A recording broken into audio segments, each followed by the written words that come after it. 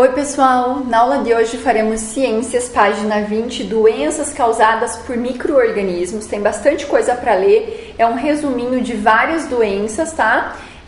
Lembra que a professora falou para vocês que o vídeo da aula passada, o vídeo complementar, iria ajudar no entendimento da aula de hoje, tá? Então, eu espero que vocês tenham assistido, prestem atenção aqui e a professora também disponibilizou outros vídeos complementares, tá?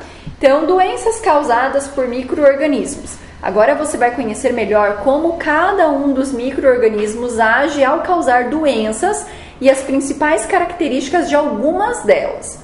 Então, as viroses. A professora deixou um vídeo disponível sobre vírus e bactérias para vocês conseguirem entender qual é a diferença deles, tá?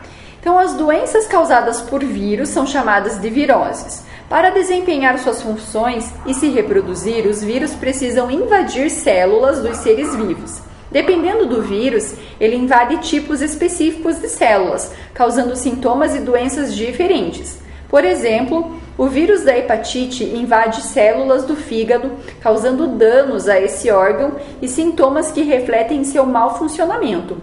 Alguns exemplos de doenças mais conhecidas causadas por esse vírus são a gripe, dengue, zika, chikungunya, febre amarela, catapora, hepatite e sarampo. Muitas viroses podem se tornar doenças graves, por isso é importante evitar desenvolvê-las. Algumas delas, como a febre amarela, a hepatite e o sarampo, têm vacinas para sua prevenção.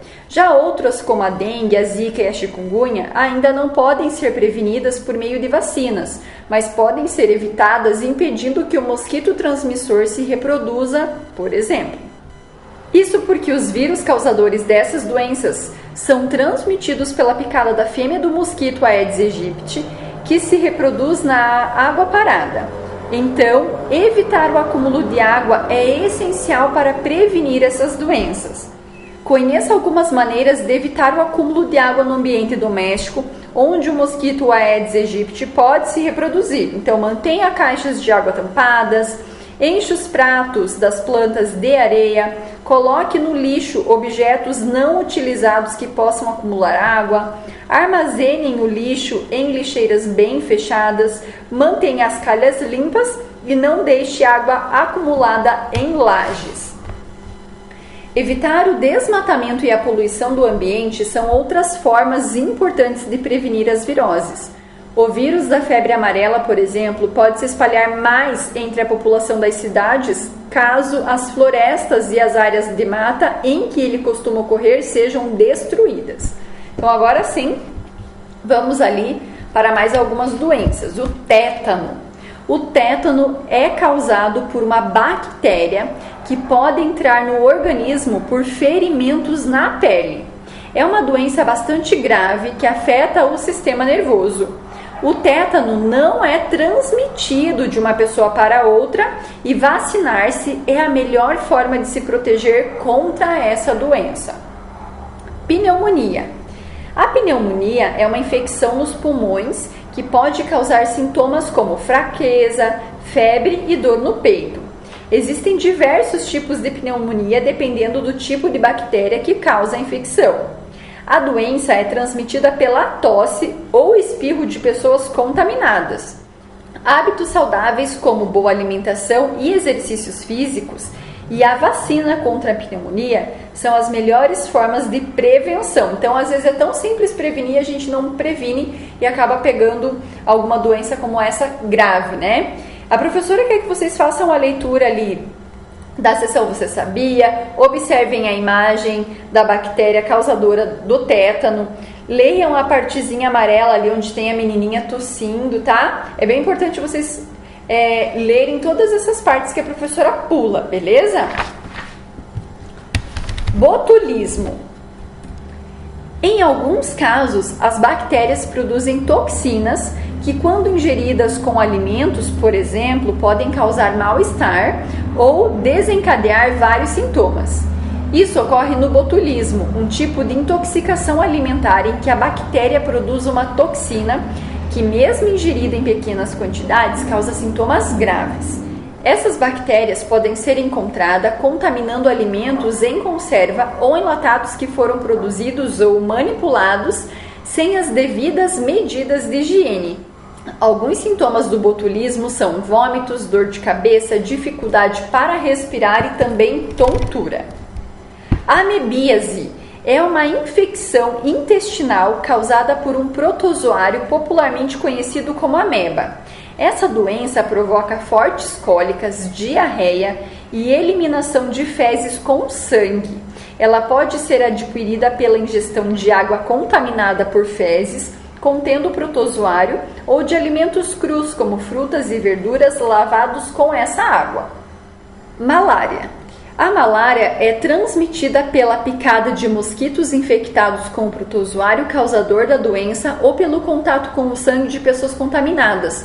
Calafrios, febre, enjoo e dores no corpo são alguns sintomas da malária, que pode ser grave em determinados casos. No Brasil, essa doença ocorre com mais frequência na região norte. As micoses. Os fungos são encontrados nos mais diferentes ambientes, porém estão especialmente presentes no ar e no solo, de onde podem ser inalados pelas narinas ou entrar em contato com a pele em regiões expostas do corpo. Isso explica porque muitas infecções por fungos geralmente começam nos pulmões ou na pele e nas unhas. Quando a micose ocorre nas unhas, estas se tornam amareladas ou esbranquiçadas e quebradiças. Em geral, é um problema localizado que não se agrava, mas precisa ser tratado. Na pele, a micose provoca coceira, vermelhidão e descamação, formando manchas. Pode ser causada por diferentes tipos de fungos e precisa ser tratada com acompanhamento médico. Em alguns casos, como entre os dedos dos pés, as micoses podem causar rachaduras chamadas de frieiras que provocam certa dor. Os fungos crescem em locais quentes, úmidos e escuros, por isso a importância de se secar bem após o banho, principalmente entre os dedos dos pés e locais como virilhas e axilas. Além disso, é importante evitar o uso de sapatos fechados em dias muito quentes. Seção Eu Cidadão, Direitos e Deveres relacionados à saúde. Então, você estudou que muitos micro-organismos podem transmitir doenças. A prevenção e o tratamento dessas doenças estão relacionadas aos direitos e deveres das pessoas. Entre os direitos estão o acesso ao saneamento básico, que compreende o recebimento de água tratada e a coleta de lixo e esgoto, além de condições de moradia dignas e com infraestrutura adequada, com ruas pavimentadas, iluminação e transporte público. Também temos direito a acesso à saúde pública de qualidade, com hospitais e postos de saúde com médicos, enfermeiros e outros profissionais da saúde, e acesso a medicamentos gratuitamente na rede pública de saúde ou com preços acessíveis. E a saúde da população também depende de alguns deveres que precisam ser cumpridos por todos nós, como tomar todas as vacinas recomendadas pelo calendário de vacinação de acordo com a idade e as características de cada pessoa, não jogar lixo na rua, em rios ou qualquer outro local inadequado, o lixo deve ser separado e encaminhado para coleta, e não tomar medicamentos sem recomendações médicas. Inclusive, a professora deixou um videozinho disponível sobre a vacinação, tá? Então, vamos para algumas atividades. Seção Lápis na Mão, atividade número 1. Analise as situações representadas nas imagens a seguir. Então, vocês estão vendo ali, lavar as mãos e a vacinação. Letra A. Qual é a relação entre as situações retratadas nas imagens e os micro-organismos? B. Qual situação deve se repetir várias vezes ao dia? Lavar as mãos ou a vacinação e o porquê? 2. Antes da invenção do microscópio, as pessoas não sabiam da existência dos micro-organismos. Isso contribuía para a transmissão de doenças e a contaminação dos alimentos e também da água. Escreva algumas medidas que foram adotadas pelas pessoas após a identificação dos micro-organismos e que evitam esses problemas. 3. Muitos micro-organismos podem causar doenças. Escreva o nome do agente causador da gripe e cite 2 características desse micro-organismo. 4. O mosquito Aedes aegypti pode transmitir diferentes doenças causadas por vírus por meio de sua picada. Ele se reproduz na água parada e cada fêmea pode colocar entre 150 e 200 ovos por vez. Com base nessas informações, faça o que se pede. Letra A. Cite o nome de 2 doenças transmitidas pelo mosquito Aedes aegypti. 2 doenças.